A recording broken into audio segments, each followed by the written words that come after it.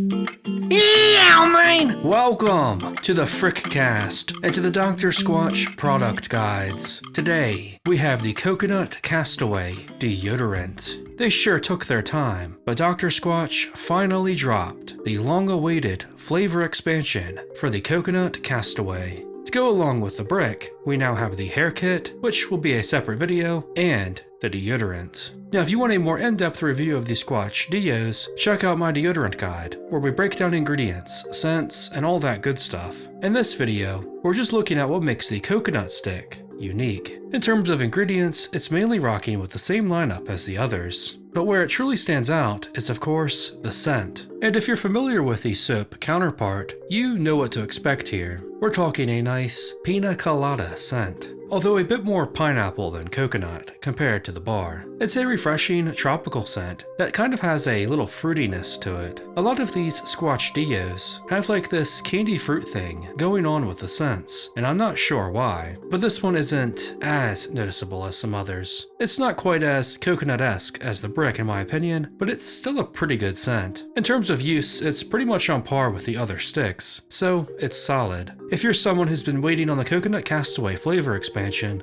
I think you'll be pleased with this Deo. It's not going to be one of my personal favorites, but I'm glad it finally exists. That's only my opinion though, and I'd love to hear yours in the comments. Are you nabbing the Coconut Castaway deodorant, or the hair kit? As always, Frick Nation, stay nifty. Yeah, man!